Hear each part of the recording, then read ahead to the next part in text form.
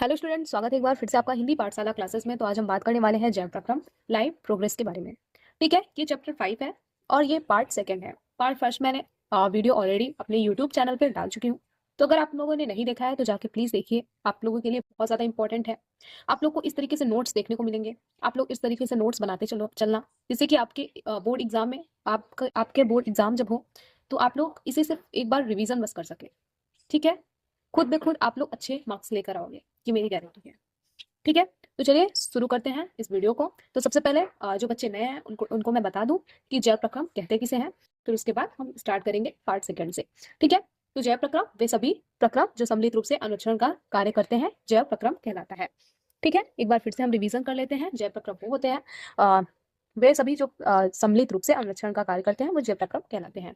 अब जैसे इसमें उदाहरण भी आप लोग देख सकते हैं, पोषण, श्वसन, परिवहन, उत्सर्जन और प्रजनन, ये सब हमारे जैव प्रक्रम में आता है। ठीक है, इनके बिना हमारा जो शरीर का प्रक्रम है वो अधूरा रह जाएगा। ठीक है, इसलिए यहाँ पे जैव प्रक्रम इसी तरीके से समझाया गया है। अब इसमें पोषण, स्वपोषण, परपोषण, प्राणी संभोजी पोषण, ये सब आपको पार्ट सेकंड में देखने को मिल जाएगा। अब हम पार्ट सेकंड को लेके चलते हैं और पार्ट फर्स्ट में आपको वो मिल जाएगा। तो चलिए देख लेते हैं हम वीडियो को। आप लोगों को इसे ध्यान से सुनना है। ठीक है, अगर नहीं दिख रहा है तो आप लोग इसकी वीडियो की क्वालिटी जो है वो बढ़ा सकते हो। ठीक है, आप अपने फोन में जाके इसे बढ़ा लेना। तो यहाँ पे सबसे पहला हेडिंग है प्रकाश संश्लेषण के दौरान निम्नलिखित घटनाएं होती हैं। वो कौन कौन सी घटनाएं होती हैं, आइए उनके बारे में हम जानते हैं। तो सूर्य के प्रकाश ऊर्जा के सौर ऊर्जा में रूपांतरण होती है। ठीक है, दूसरा है हमारा जल के अणुओं का हाइड्रोजन तथा ऑक्सीजन में अपघटन होता है। तीसरा है CO2 मतलब कार्बन डाइऑक्साइड, यहाँ पे वन कार्बोहाइड्रेट में अपहरण करता है। ठीक है, यहाँ पे चौथा है प्रकाश ऊर्जा को क्लोरोफिल द्वारा अवशोषित करता है। इस तरीके से चित्र आप लोग देख रहे हैं और इसको बना लीजिएगा, आपके प्रोजेक्ट में भी काम आएंगे। ठीक है, तो इस तरीके से ये बहुत अच्छी तरीके से मैंने बनाया हुआ है, तो आप लोग भी इसे अच्छी तरीके से बना लेना और इस तरीके से समझ लेना। ठीक है, यहाँ पे carbon dioxide, Surya Prakash, chlorophyll, O2, oxygen, ये सब एकदम बढ़िया तरीके से बनाया हुआ है। इसी तरीके से आप लोग को भी बना लेना है, जिससे कि आप लोग अच्छे तरीके से समझ लो। अब बात कर लेते हैं वाष्प उत्सर्जन किसे है। ठीक है, वाष्प उत्सर्जन कहते किसे हैं। तो पादपों के वायु विभागों से वाष्प के रूप में होने वाली जलहीन को वाष्पोत्सर्जन कहते हैं। वाष्पोत्सर्जन को प्रभावित करने वाले वातावरणीय कारक निम्न हैं। कौन कौन से कारण हैं? वायुमंडलीय आर्द्रता, वायु की गति, तापमान, प्रकाश तीव्रता। ठीक है, आगे हम देख लेंगे कि यहाँ पे पौधों में वाष्पोत्सर्जन का महत्व क्या है। तो पहला यहाँ पे दिया गया है, जड़ों द्वारा अत्यधिक मात्रा में अवशोषित जल इस क्रिया के द्वारा वातावरण में वाष्पित हो जाता है, जिससे जल चक्र बना रहता है।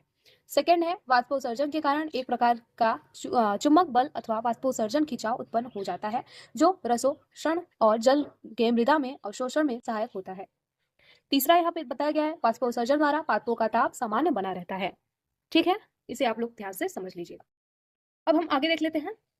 अधिक वाष्पोत्सर्जन के कारण फलों में शर्करा की सक्रियता बढ़ जाती है, जिसमें वह अधिक मीठे हो जाते हैं। ठीक है, इसको आपको ध्यान रखना है। अब हम रंध्र स्टोमेटा के बारे में डिस्कस करते हैं।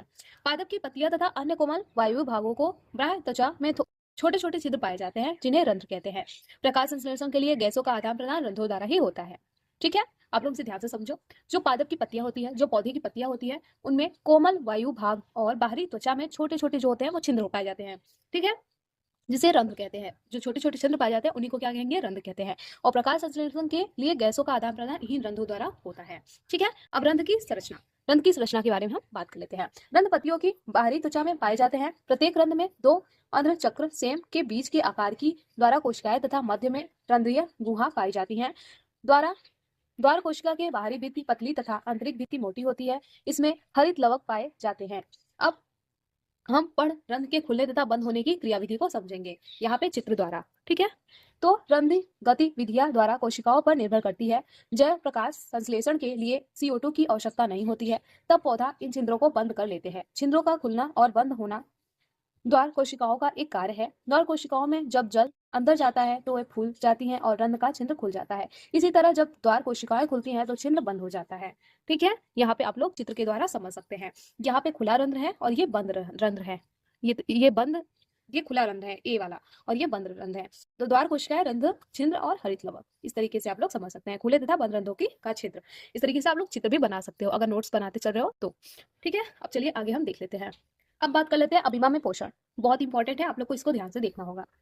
ठीक है, एक कोश के जीव होने के कारण पोषण के लिए अभिमा में पाचन अंग अनुपस्थित होते हैं। अभिमा में पोषण के निम्नलिखित चरण होते हैं। अब इसको निम्नलिखित चरण को हम ध्यान से पढ़ लेते हैं। पहला है अंतःग्रहण। अमीबा भोजन के संपर्क में आते ही कुटपाद पादप की सहायता से घेर लेता है और खाद्य कण के विपरीत किनारे पर संकलित होकर खाद्य रिक्तता बनाता है, इसे जीव द्रव्य में डाल देता है। ठीक है। अब दूसरा होता है पाचन। खाद्य रिक्तता में ट्रिप्सिन, पिप्सिन तथा एंजाइलेज एंजाइम की मदद से अंतःकोशिकाएं कोशिका पाचन संपन्न होती है। अवशोषण। खाद्य रिक्तिका में बचा हुआ भोजन एंडोप्लाज्मा में विकसित हो जाती है। ठीक है। अब बात करते हैं स्वांगीकरण। स्वांगीकरण क्या है, इस तरीके से कभी कभी क्वेश्चन आ जाता है, तो आपको इसको ध्यान से देखना है कि अवशोषण पदार्थ जीव द्रव्य का हिस्सा बन जाता है, इसे स्वांगीकरण कहते हैं। बहिक्षेपण। अपरिचित खाद्य शारीरिक सतह द्वारा अमीबा के शरीर के बाहर निकाल दिया जाता है, वो बहिक्षेपण कहलाता है। अब हम इस तरीके से अमीबा को देखते हैं, अमीबा में पोषण किस तरीके से होता है उसको आइए हम चित्र द्वारा समझते हैं। तो यहाँ पे जो अमीबा है वो केंद्र खाद्य कण है, जो यहाँ पे छोटे छोटे आप लोग को दिख रहे हैं, ये क्या है, कण है। और ये देखिए यहाँ पे सेकंड वाला चित्र आप लोग को दिख रहा होगा, कूटपाद का पादप है। ये जो दो दिख रहे हैं इस तरीके से, ये और ये क्या है, कूटपाद का पादप है। ठीक है। अब हम थर्ड वाला चित्र यहाँ पे देखते हैं, तो खाद्य रिक्तिका। तो खाद्य रिक्तिका क्या होता है, यहाँ पे आप लोग को दिख रहा होगा इस तरीके से, ये सब क्या है, खाद्य रिक्तिका है। ठीक है। और ये पूरा हमारा अमीबा में पोषण हो रहा है। ठीक है। आप लोग को चित्र द्वारा इस तरीके से मैंने समझाया हुआ है, तो आप लोग इसे चित्र भी बना सकते हो। ठीक है। आगे हम देख लेते हैं। यहाँ पे जंतुओं मनुष्यों में पोषण की विभिन्न अवस्थाएं के बारे में बताया गया है, इसको आप लोग को ध्यान से सुनना है, ये काफी लंबा है वीडियो। तो यहाँ पे अंतर्ग्रहण, सबसे पहले अंतर्ग्रहण को हम समझेंगे। ठीक है। इसके अंतर्गत भोजन के मुख में लेकर भोजन को चबाना, अमाशय में भोजन की लुगदी करना, आहार नाल में कुमाकुचन, गति के कारण भोजन को आगे खिसकाना आदि सम्मिलित है। सेकंड चीज है पाचन, डाइजेशन। ठीक है। इसके अंतर्गत जटिल पदार्थों तथा बड़े अणुओं भोज्य पदार्थ का सरल पदार्थों तथा छोटे अणुओं में पाचक ग्रंथियों द्वारा स्रावित एंजाइमों की सहायता में बदल दी जाती है। अब हम थर्ड चीज जान लेते हैं, अवशोषण। ठीक है। अवशोषण हम जान लेते हैं। पचे हुए भोजन, अम्ल, ग्लूकोज, वसा आदि में अवशोषण छोटी आंत में उपस्थित दीर्घ रोगों की सहायता होती है। इसके पश्चात इन सभी पदार्थों को शरीर की कोशिकाओं और ऊतकों में भेजा जाता है। चौथा जानेंगे स्वांगीकरण। पचे हुए पदार्थ कोशिकाओं के जीवद्रव्य में पहुंचने के बाद उसी में विलीन हो जाते हैं, इसे स्वांगीकरण कहते हैं। ठीक है। पांचवा जान लेंगे मल विसर्जन या बहिक्षेपण। ठीक है। पाचन समाप्त होने के बाद आहार नाल में कुछ अपशिष्ट पदार्थ शेष रह जाते हैं, जिसका पाचन संपन्न नहीं हो पाता, अतः इसका मानव शरीर में उत्सर्जन हो जाता है। अब बात कर लेते हैं मनुष्यों में पाचन क्रिया होती किस तरीके से है, ध्यान से समझना है आप लोग को, इससे क्वेश्चन बन के आते हैं। ठीक है। तो यहाँ पे मनुष्यों में पोषण, न्यूट्रिशन इन ह्यूमंस। तो पाचन का अर्थ है ग्रहण किए गए जटिल तथा बड़े अणुओं को सरल तथा छोटे अणुओं में खंडित करना पाचन कहलाता है। मनुष्य में पाचन क्रिया के लिए पाचन तंत्र उपस्थित होते हैं। पाचन तंत्र के विभिन्न अंग होते हैं, जिसमें भोजन का पाचन एक क्रमबद्ध तरीके से होता है।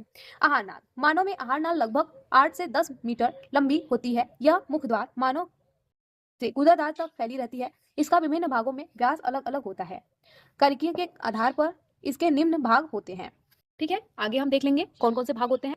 तो यहाँ पे मुख व मुख गुहा, यह भोजन नली का अग्रभाग है। मुख गुहा ऊपरी और निचले जबड़े के मध्य स्थित होता है। इसी के द्वारा भोजन का अंतर्ग्रहण किया जाता है। इसके पश्चात दांत भोजन को पीसते हैं। ठीक है। अब जीवा के बारे में बात करते हैं। जीवा मुख गृहिका में पाई जाती है, जो भोजन को स्वाद एवं अनुभव कराती है। यह भोजन को चबाने, लार मिलाने, भोजन को निगलने तथा बोलने में सहायक होती है।